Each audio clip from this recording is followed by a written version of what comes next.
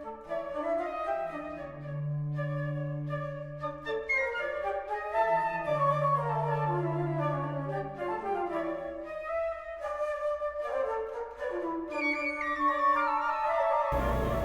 this is Father Louis SCURTI back with another segment interviewing a dynamic person, Bishop Kevin Sweeney, whose origins go back to Ireland. Now, I want to talk about his role as a bishop. We'll get there. And I want to hear some more of his stories about Ireland, because he goes back to the old land. No, your home. Once in a while. That's right, home, yes. When was the last time you went back to Ireland? Summer of 2018. Okay. Excuse me, yes, summer 2018, yes. You have relatives there? Right, so my parents, each one of 8, so a lot of aunts and uncles and cousins, yes. And we went as kids. There's some story of my mother taking all 3 of us when we were, 5 or 6 and under.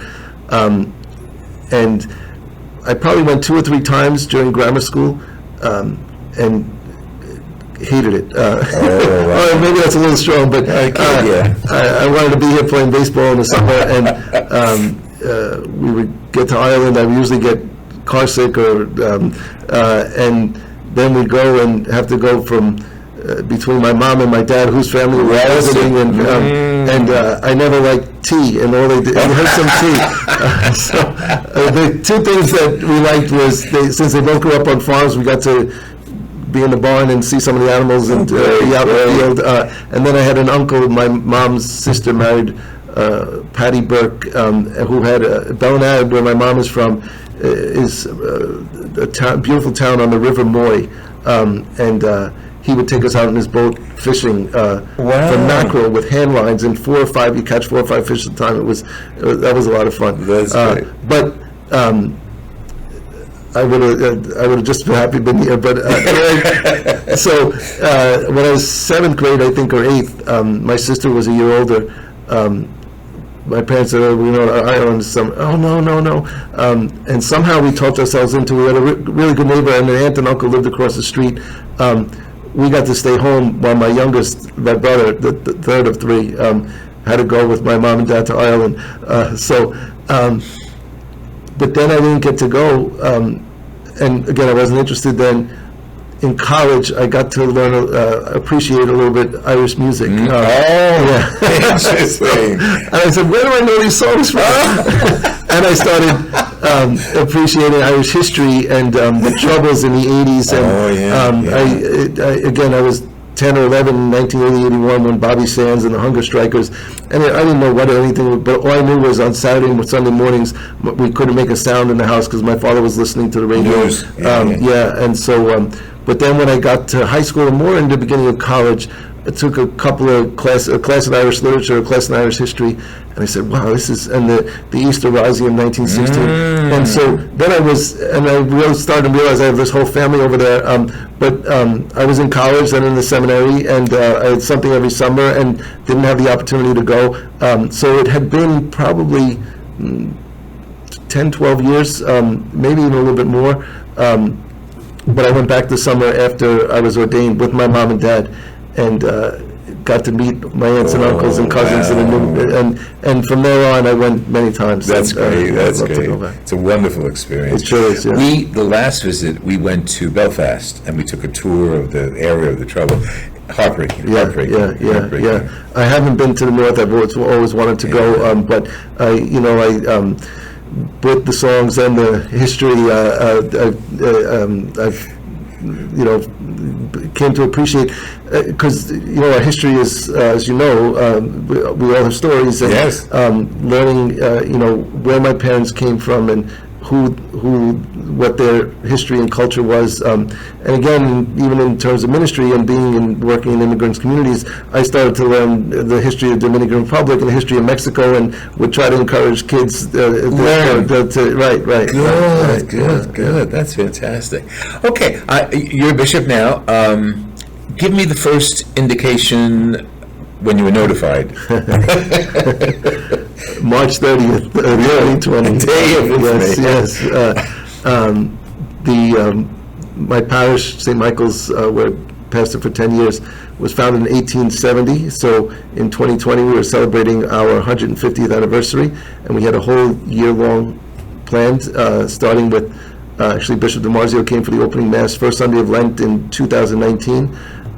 We had stuff in December with the 150th anniversary. We had a big Valentine's Day dance, and then the next big thing was trip to the Holy Land and Rome. Wow.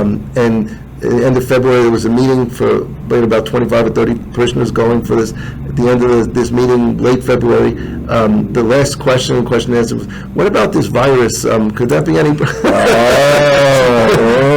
10 days later, the trip was canceled, and the last mass, public mass, was March 15th.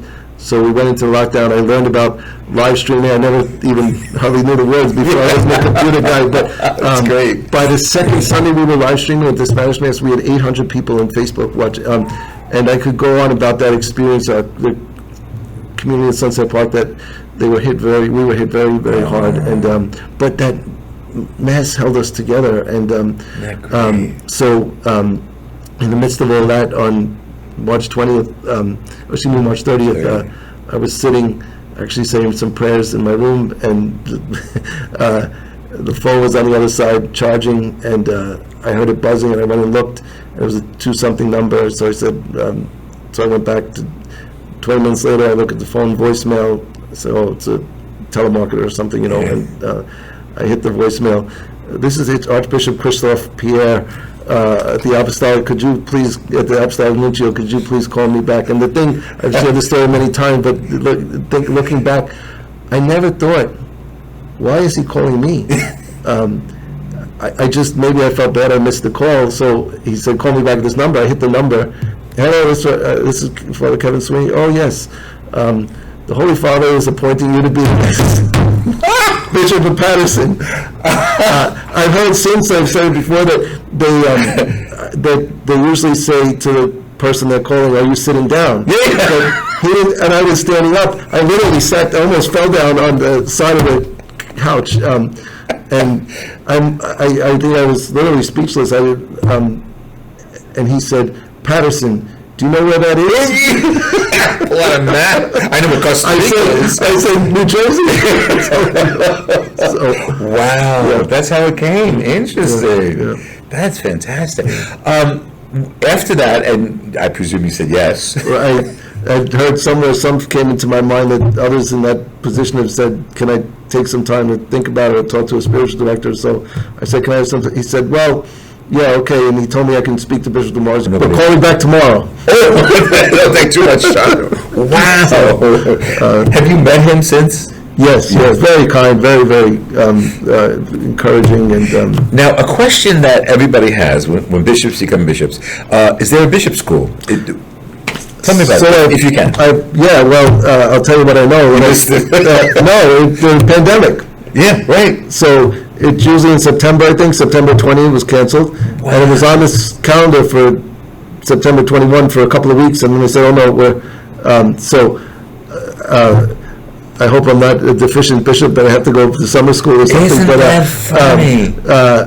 I just got something from so that's for the Universal Church, and I've heard, and please God, I'll get there, they say that while the classes might not be the most exciting, but being in Rome with other new bishops, that it's a wonderful experience. And but I did get, it's on the calendar for February, that the United States Conference of Catholic Bishops does their own kind of orientation or bishop school. So, okay.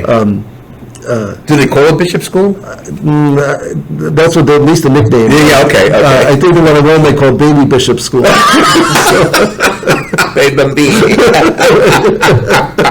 That's so good. But Bishop DiMarzio, Bishop Saratelli, and others, they make up for it, I think, in different ways. Sure, they give you feedback. Yeah, because I've had a lot of questions. So. That's fantastic. Okay, and we'll summarize with your year or so as bishop here in Patterson Diocese, New Jersey, across the river. How has it been? I now know the difference between Passaic, Morris, and Sussex counties, which I didn't know. It's been great, and maybe two things some have said, which I've repeated a number of times, but becoming a bishop and being in the midst of the pandemic, so hard, yes, but it's been hard for everyone. But I found that coming in from the outside and seeing the parish and diocese, Catholic charities, parishes, schools, people of faith step up, and that's certainly been the case here in Patterson. I just kind of came in and saw that already happening, and it's been happening since. There's tremendous leadership, both the priests here at the Chancery, pastors, and lay leaders and other leaders, religious.